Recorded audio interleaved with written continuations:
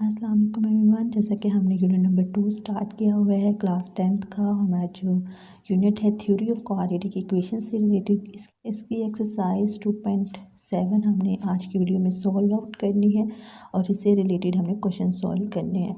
तो video start करने से पहले आपने चैनल को लाइक और सब्सक्राइब ज़रूर कर लेना है। हमारा जो एक्सरसाइज का टॉपिक है वो है कि how to solve the simultaneous equations.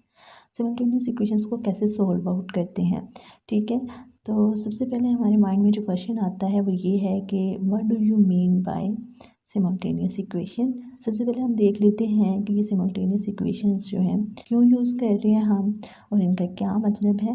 तो simultaneous equation are those where you have two equation. इसमें हमारे पास दो इक्वेशंस होंगी with the corresponding variable X and Y.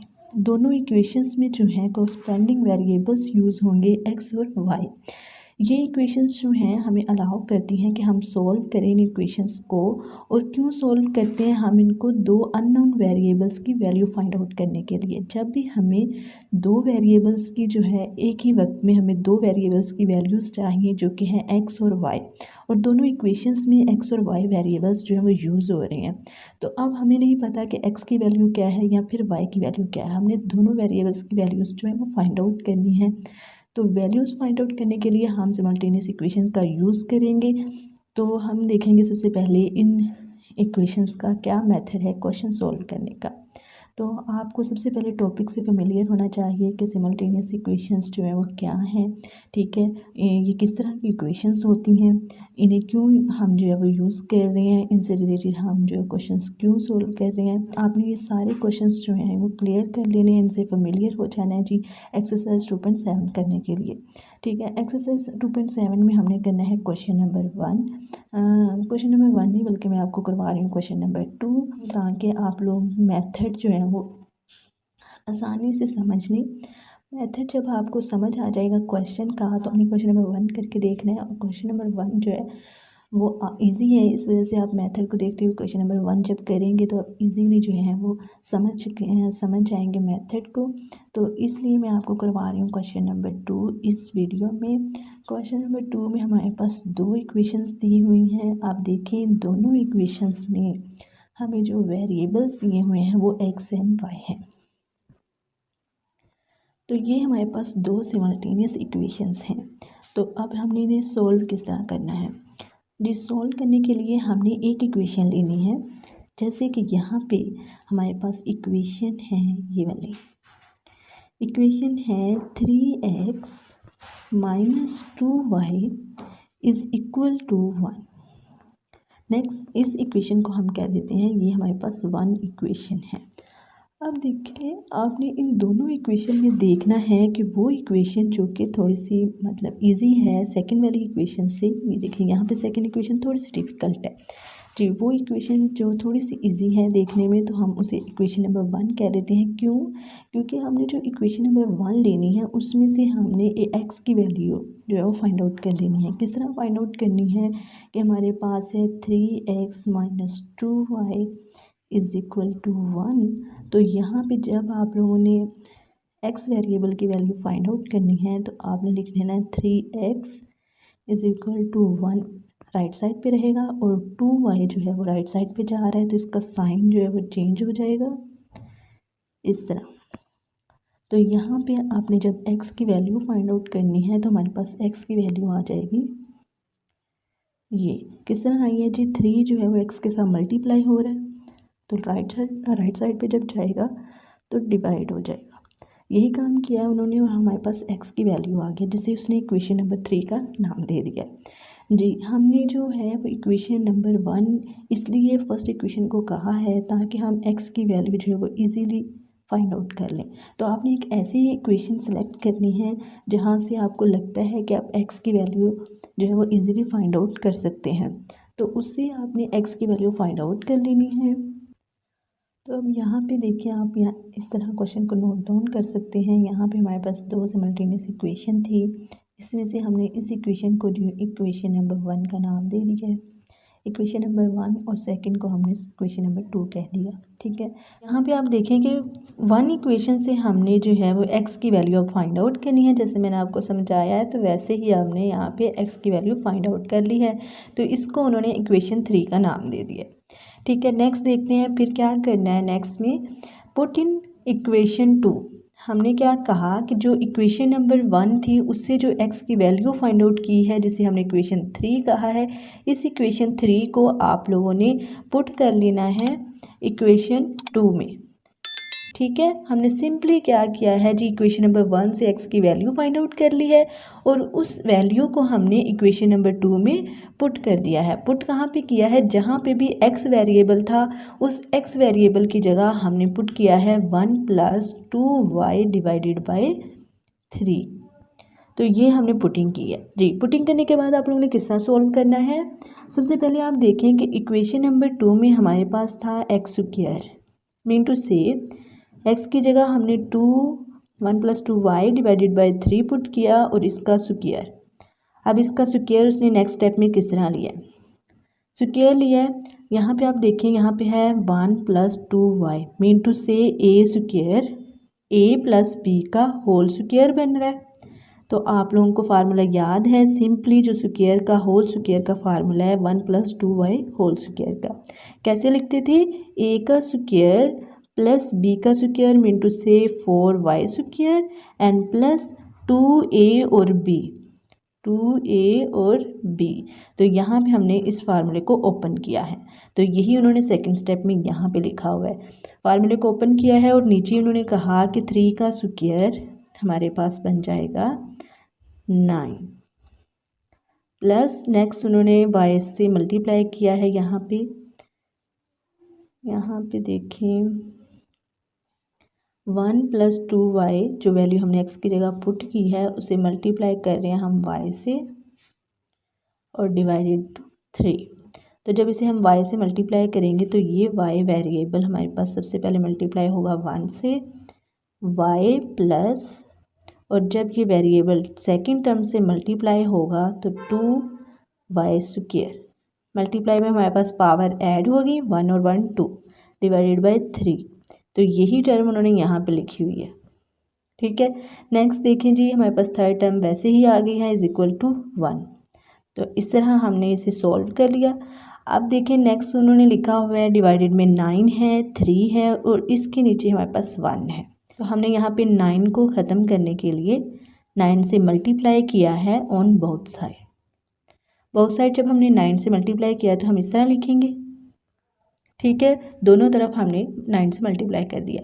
Multiply करने के बाद यहाँ से 9 कट जाएगा, यहाँ से 3 1 ज़र 3 3 3 ज़र 9 माइनस 9y² वैसे ही रहेगा =9।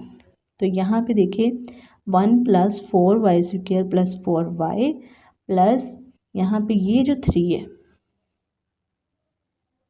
ये 3 मल्टीप्लाई हो रहा है इस टर्म से।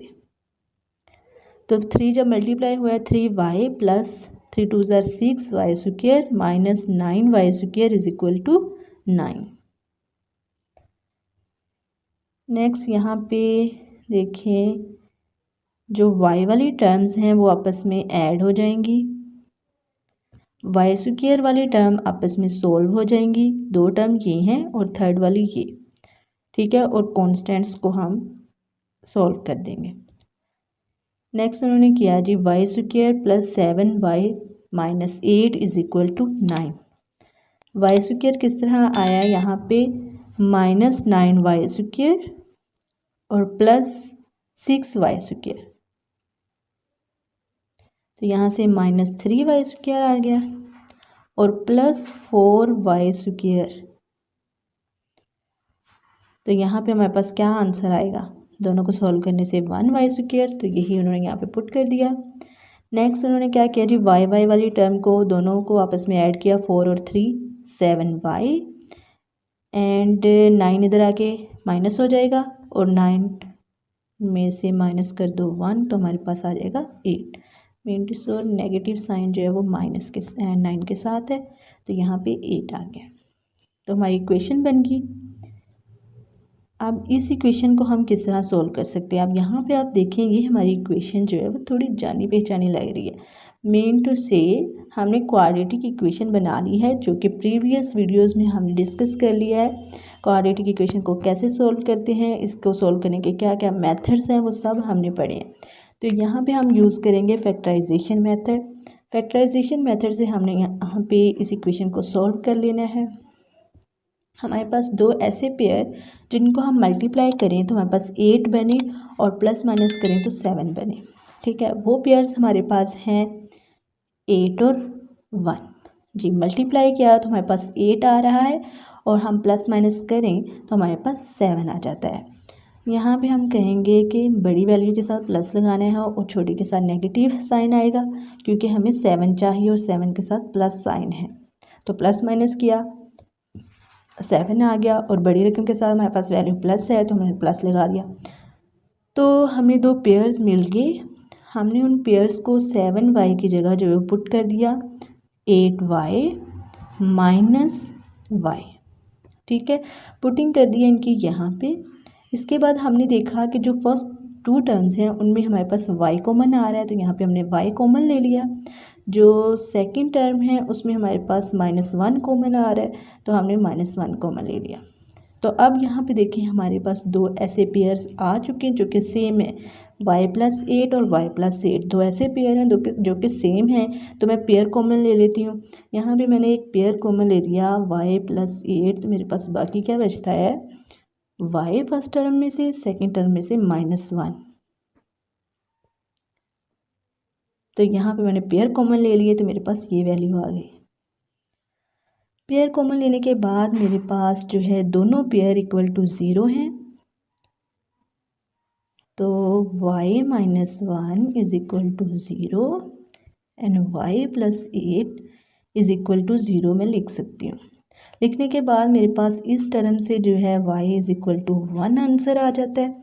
1 उधर जाके जो है वो पॉजिटिव हो चुका है और यहाँ पे इस टर्म से मेरे पास y इज इक्वल टू -8 आ जाता है, क्योंकि राइट साइड पे जब ये 8 जाएगा तो इसका साइन चेंज हो जाएगा, ये नेगेटिव साइन आ गया। तो मेरे पास y की दो वैल्यूज़ आई हैं। ठीक है, अब देखें मेरे पास जो इक्वेशन थी उसमें x और y दो वेरिएबल्स थे, उनमें मेरे पास जो है दोनों वेरिएबल्स की वैल्यू नहीं थी। ठीक है, यहाँ पे मैंने इस मेथड को यूज़ करते हुए, सिमल्टेनियस इक्वेशंस को यूज़ करते हुए मैंने y की दो वैल्यूज़ फाइंड आउट कर ली हैं। अब देखिए मेरे पास x की वैल्यू नहीं है, तो मैंने इन y की वैल्यूज़ को यूज़ करते हुए x की वैल्यूज़ फाइंड आउट करनी है। तो putting this values in equation 3, मेरे पास जो इक्वेशन 3 थी यहाँ पे देखेंगे, इसमें अगर मैं दोनों y की वैल्यूज़ को पुट करूँ स्टेप बाय स्टेप, तो मेरे पास x की भी दो वैल्यूज़ आ सकती हैं। तो ये देखते हुए मैंने क्या किया जी, y की दो वैल्यूज़ थी और मेरे पास इक्वेशन नंबर 3 जो कि x की मैंने वैल्यू फाइंड आउट की थी। इसमें जब मैं y की वैल्यू पुट करूँगी, y is equal -8 and y is equal 1, तो मेरे पास x की क्या वैल्यू आएंगी। मैंने इस टर्म में जब y की जगह -8 पुट किया तो 8 जो है वो 2 से मल्टीप्लाई हो रहा था, 16 -16 से जब 1 जो है वो माइनस होगा तो -15 आ जाएगा। 15/3 किस टेबल पे डिवाइड हो रहे हैं, 3 पे डिवाइड हो रहे हैं। 3 1s are 3, 3 5s are 15, तो मेरे पास x की वैल्यू -5 आई है जब मैंने y की जगह -8 पुट किया। नेक्स्ट देखिए, जब मैंने y की जगह 1 पुट किया तो मेरे पास वैल्यू आ जाती है 3/3, ये आपस में कट जाएंगे और y की वैल्यू मेरे पास आ जाती है, x की वैल्यू मेरे पास आ जाती है 1। तो यहाँ पे देखें जी, मेरा सोल्यूशन सेट आ चुका है जिसमें मैं कहती हूँ -5x की वैल्यू आई है जब मैंने -8y की वैल्यू पुट की, और मेरे पास 1x की वैल्यू आती है जब मैंने 1y की वैल्यू पुट की। तो ये मेरा सोल्यूशन सेट है, यानी मैंने दो अननोन वेरिएबल की वैल्यूज़ फाइंड आउट कर ली हैं। तो यही हमारा मेथड था सिमल्टेनियस इक्वेशन को सोल्व करने का। तो इस एक्सरसाइज में जितने भी ऑनवर्ड क्वेश्चंस हैं, आप लोगों ने इसी मेथड को देखते हुए और इसी मेथड से जो है क्वेश्चंस को सोल्व करते हुए अपने सारे क्वेश्चन जो है वो सोल्व कर लेने हैं। मैंने आपको सिर्फ इस जो है वीडियो में मेथड समझाया है कि क्वेश्चंस को कैसे सोल्व करना है। ठीक है, क्वेश्चन जो है एक्सरसाइज के वो आप लोगों ने खुद सारे करने हैं। सिर्फ मेथड को अच्छे से समझना जो है वो आप लोगों को जो है अच्छे से मेथड आना चाहिए। क्वेश्चन आप जो है वो खुद ही सोल्व कर लेंगे।